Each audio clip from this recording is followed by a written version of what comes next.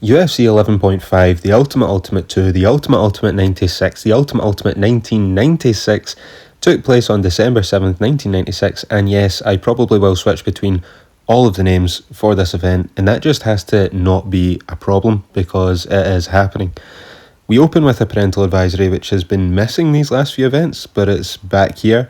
Video package, pretty good. We highlight Ken Shamrock, Don Frye, Tank Abbott, Kimo. Kimo has returned again. We then see Varlans, Goodridge, Cal Worsham and Brian Johnson before opening up the gate to Birmingham, Alabama. We are back once again. The last time we were here was for UFC 10. We see Bruce Beck on commentary, who lets us know that 150k is on the line here. He tells us that Mark Coleman is out, he has a virus and is unable to compete. Jeff Blatnick is back to join Bruce, who does a nice job running down the card, and we see the bracket here. Now, I made a top 10 list to determine the best fighter from UFC, like the first 10 numbered events, and I put Kimo in ahead of Varlans, and that is about to be put to the test here, because I was debating that choice, but like, see, when I watch these events like back, I obviously have guys that I like more than others, and I want some guys to win, but I don't feel the same way as when I watch like live modern fights, right?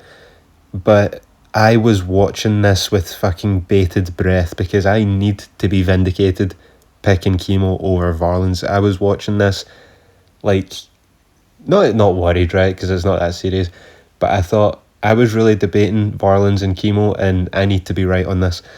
We run through the rules as per usual. This is the first event to ban the fence grab, so fuck you Tank Abbott, fuck you Jerry Bolander, you guys ruined it for everybody else. We run down our first fight, Brian Johnson, Ken Shamrock, which doesn't sound too bad. We get propaganda video for Brian Johnson where they call him a quadruple threat. I mean, watch out Anthony Smith, this guy is double the double threat. He's 2-2 in UFC, his 2 losses to Coleman and Frye, not bad. But for a tournament to be the best of the best, I suppose in terms of skill, he is one of the better guys we've seen who hasn't won anything. We then get to Shamrock. We get a propaganda video for him, former Superfight champion, 100% deserves a spot here. I think because Severn's the Superfight champion, he doesn't compete in the tournaments. The winner will then face Dan Severn. But Shamrock was on Conan O'Brien to promote this event, which I suppose in 1996 was a big deal, given the circumstances surrounding UFC at this point particularly. Frank Shamrock is in Ken's corner here, Javier Mendez and Brian Johnson's, and I love seeing these guys in the corners like before you really know who they are and before they're famous. We've seen it with Tito Ortiz at the last event. The fight begins, Shamrock has the MMA gloves on for I think the first time. Not like he'll use them, that I'm joking, but he shoots instantly into guard. That's what we train here at Lions Den. Go and watch UFC 11 review and you'll understand what I mean. Shamrock tries his best to land ground and pound, which he actually ends up landing some pretty big shots. But you might see here, Brian Johnson has his hands wrapped inside the gloves. Shamrock has tape around his wrists. But unless that's black tape on his hands, I was doing my best to try and see, but I think it's just the leather on the gloves. I don't think they're wrapped under there. I think he has gloves on, which just means he's landing some of these brutal shots with not a lot of protection on his hands. Eventually Brian Johnson has to tap after Shamrock puts the forearm choke on him just 5 minutes into the fight. And I'll just say this now, seeing as we're talking about Shamrock and we won't see him again tonight. He did indeed break his hand. He wouldn't be able to continue in the tournament. This is the last time that we see Ken Shamrock in UFC for a long time. After he broke his hand, he would leave MMA. He would go to the WWF, now WWE, where he had success before then returning to MMA and the UFC at UFC 40. Look, he leaves after the money dries up, if we're looking at it from a realist point of view here. The pay-per-views are taking a tanking. John McCain and his love of boxing money, look into it. His campaign is bullshit. So UFC isn't really in position to be paying guys like they were before, and Shamrock could make bank in WWF. So he decides to leave, which is another star of the UFC gone. And we'll get to another one who's about to leave later on. We then get a propaganda video for Goodridge, former UFC runner-up at number 8. Similar to Brian Johnson, where his record isn't really the best, but his losses are to good fighters. And he himself isn't bad, so I'm not mad about his involvement here. We then get Don Frye propaganda video. He's a former winner and runner-up, much deserving of his spot, so in a rematch of the UFC 8 final, we get Don Frye versus Gary Goodridge. Goodridge at UFC 8 said that he suffered from fatigue in the final, and he put his loss down to his stamina. So let's see what happens then in the first fight of the night. They clinch and trade. Frye, I would say, gets the better of the opening exchanges as the two clinch against the fence, but it's close. Like, there's not really a clear and obvious winner. If somebody said that Goodridge got the upper hand here, then, I mean, I'm not going to argue with you. But we sort of stay here for minutes. We trade shots back and forth. Nothing devastating. I have no idea why Goodridge is wearing the fucking gi. Goodridge has said before, like, in interviews after the fact, he wore it because Royce Gracie would wear it. He would wear a white gi, and then he thought, oh, well, he's in the white gi, I'll just wear the black gi. But it's just not practical in a fight, especially when you don't use jiu-jitsu. So I 100% believe him when he says before UFC he had not trained in anything other than arm wrestling. He had no clue what he was doing. He just wanted to go in there and fight. I believe him. So Goodridge gets the takedown. He's on top of Frye. Not a lot of action. Frye tries to isolate the arm of Goodridge from the bottom, and he's actually able to transition from the bottom to backside, almost to a sort of sprawl, like north-south style. Like, it's actually pretty good. He grabs Goodridge's leg in a sort of takedown attempt, and he's able to get on top. And I swear to you, I swear to God, I can't be any more honest than this. Frye gets on top of Goodridge, and Goodridge just taps out. Without anything being applied, he submitted, he tapped out to the full guard position. I'm not even joking. He must have seen these previous fights and thought, no, fuck no, I'm not staying here until the time limit. He just tapped because he was so tired. Because obviously he was tired. He's wearing the full fucking gi. So there he is, riding the Gracie train on out of here. Next up, we have Tank Abbott, who, okay, his record at this point is whatever, but he is a star. He's a tournament runner-up, and again, one of the biggest names that they could really put in here, so I have no problem with Tank getting a spot. But I've been running down the credentials of the competitors so far for this reason. How the fuck is Cal Worsham in here? He was given all this and that about how he wants a super fight. How did Kimo get the super fight? This guy's 1-1. He beat Zane Frazier, who's winless and shit. And that was a gimme fight after you got put on a shirt by Paul Varlans and your corner was pouring one out for you. Like, here you go then. Here's your super fight. Tank Abbott. Let's see what you can do. So Tank hits Worsham about as hard as I've ever seen anybody get hit. Tank picks him up and tries to throw him out of the octagon. Again, I'm not making this up. Tries to pick him up and throw him over the top of the cage. Worsham is hanging on to the top of the cage before Tank just takes him down, dunks him. Tank passes guard to side control, does nothing with it, decides to move back into guard for whatever reason, and we're almost just sort of stuck here in this limbo where Tank will maybe land a strike and then get pushed out, come back in, land a strike, but nothing really major's happening before he ends up, I think he lands one strong ground and pound strike before Worsham then taps. Big John steps in. Tank 100% throws another one after the fight's already stopped. And Worsham, now he's fucking full of it. He decides to stand up and go ballistic. Big John has to jump in, grab Worsham, throw him against the fence, while Worsham just screams that he just wants Tank disqualified. Big John says that's up to Art Davey, our commissioner. You will have seen him before in the previous reviews. You might see him cage side in some of these photos. But Big John calls it bullshit, he understands, but raises Tank's hand anyway, and Tank Abbott is through to the next round. This was hilarious.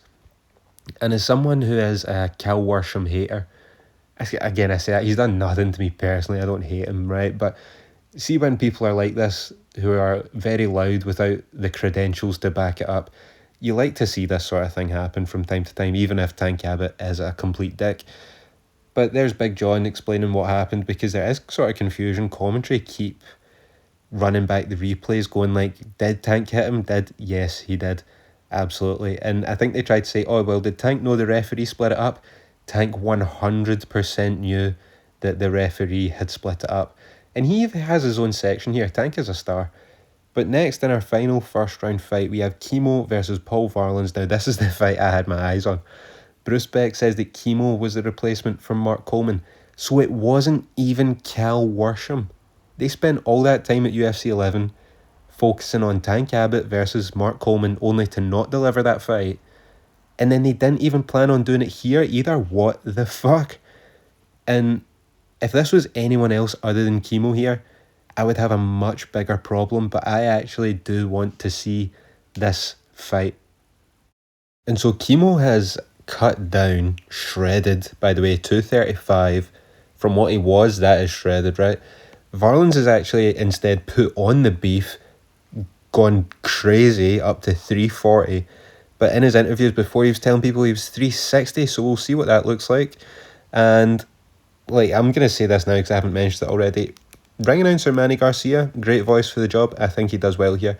Kimo looks so skinny compared to how he looked at UFC 3 and even UFC 8. And he's still 235.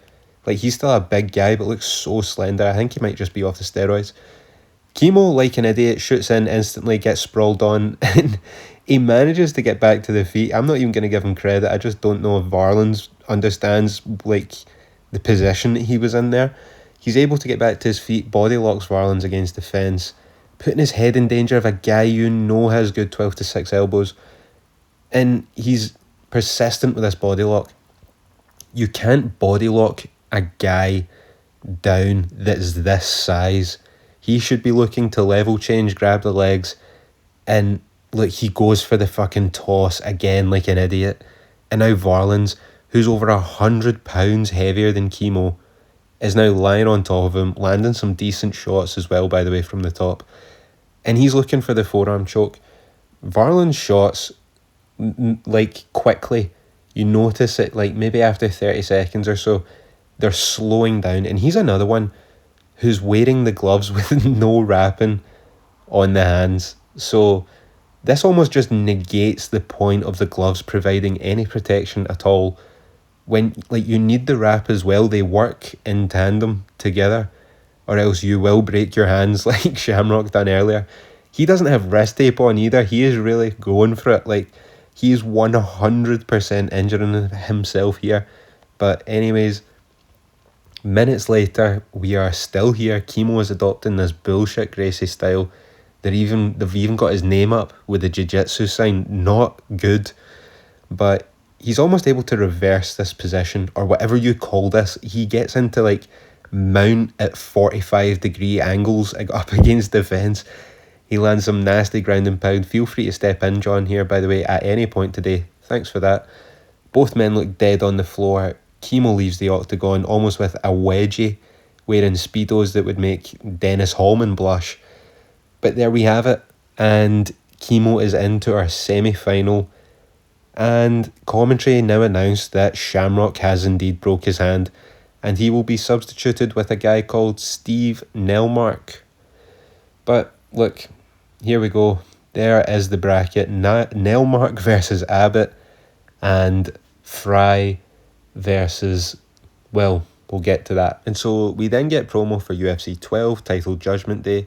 Dan Severn and Scott Ferrozo have been announced to be there. They interview Big John, who has a good assessment of the Kimo Varlans fight, and then they speak about Tank Worsham, or not Tank Worsham, but Tank and Worsham, which again he answers fairly, just details what happened, doesn't get emotional or throw his own opinions in there or bias.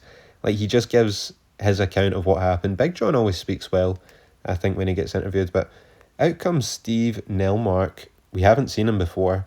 For his fight against Tank Abbott, he beat Marcus Bossett in his alternate fight, who we have seen Bossett, and yes, he is shit. But then here comes Tank, and the fight begins. Tank lands early, which sends Nelmark back into the fence, and I can't believe this knockout is coming. Tank pressures him against the fence, gets a big slam on Nelmark into half guard. The crowd is making a whole lot of noise after that. They stand back up. Tank has more hands for Nelmark, who gets folded like a fucking deck chair by Tank Abbott. I mean, slumped. The man has folded back in on himself. Just nasty from Tank. An absolutely hellacious KO. Steve here looks like he has gone to see God, or maybe even Satan. I don't know what he gets up to on his day-to-day, but Jesus Christ, can we get the defibrillators out for this guy? Maybe an EpiPen. Steve is in serious trouble right now, like end of life trouble. Meanwhile, Tank Abbott has made it to his second UFC tournament final. I doubt he cares. But Jesus Christ, I was not expecting that. I've seen Tank Abbott's highlights before, and so I have seen some of his brutal knockouts. Like, this one completely escaped my mind. I didn't know that was coming up there. That caught me off guard when he was sitting there folded back in on himself like that. That was worrying. We've seen some bad knockouts. Tank has handed one out before, that guy John Matua that needed the oxygen mask. Like this, he caught him right on the ear, bang, down like that. That could have been nasty, but we did see Nelmark eventually get back to his feet for anyone that cared if he was still alive. But then we get Scott Ferozzo doing an interview with Bruce Beck, looking fucking crazy with his shades, the chain, the gold jacket. Who the fuck is this guy? He cuts this promo drifting in and out of being a heel, and then Bruce Beck makes fun of his weight, saying he looked pretty out of shape against Jerry Bolander, which I thought was funny because he was out of shape and he looked like a beached whale lying there choked out on the floor. But you can tell Scott takes this well. He does a nice promo. It's pure WWF at this point, but it's entertaining nonetheless. I'm looking forward to seeing him at UFC 12. Oh my fucking God, no. We have to watch now Mark Hall again. Well, at least we won't have to watch him for very long, and hopefully you'll have nothing to celebrate here. He's taken the spot of Kimo, who was either too tired or too injured to continue. They don't tell you he's an alternate. He was selected to face Don Frye. He beat Felix Mitchell in under 2 minutes, and now Big John has said, I believe in his book, he felt as though this fight was fixed. Mark Hall has gone on to say this fight was fixed. I don't think Don Frye has spoken about it, but Mark Hall said he felt pressure to take a dive here. Now, this is another rematch. Don Frye, he fought Goodridge at UFC 8. He fought Mark Hall at UFC 10. It took Don Frye 10 minutes to finish Hall, who took an exorbitant amount of punishment to the body. But here, the fight starts 20 seconds in. Mark Hall pulls guard. Frye escaped easily and locks in what looks like a heel hook before Hall screams and taps. Yeah, this was 100% rigged. Mark Hall's manager came out with Mark Hall and left with Don Frye because they have the same manager, which is almost suspect. But I'm not a fan of Mark Hall, but he's got a bit of dig in him, and I don't think he would just pull guard and then just let Frye go. To be fair, if you were fixing a fight, he does a great job of selling it. He sells it so well. He gets carried out of here because he apparently can't walk, even though you see him clearly put weight on both of his feet, rendering the carrying pretty pointless. But there you have it. Don Frye will fight Tank Abbott in the final of the Ultimate 96. We go to commentary, and this is the sort of stalling between semi-final and finals. Bruce Beck tells us that we are now going to split the tournaments into 2 4-man brackets, one for fighters under £200 and one for fighters over £200. You can sort of think of it as a heavyweight, light heavyweight division. We hear that the winner of the Ultimate, like we suspected, will then fight the super fight champion. Like the last time where Dan Severn won the Ultimate, he then went on and fought Ken Shamrock in the fight that shall not be spoken of again. Because we had to do it the first time, we won't do it for a second time. This time Dan Severn will look to unify the Ultimate winner's belt, whatever that is, and the super fight belt to make the very first UFC undisputed heavyweight champion. That will happen at UFC 12. We then get promo for the UFA, the Ultimate Fighting Alliance, where our commentary tells us that if you want to learn UFC style fighting and become a UFC fighter, call this number and register with UFA, and one day we may see you in the octagon.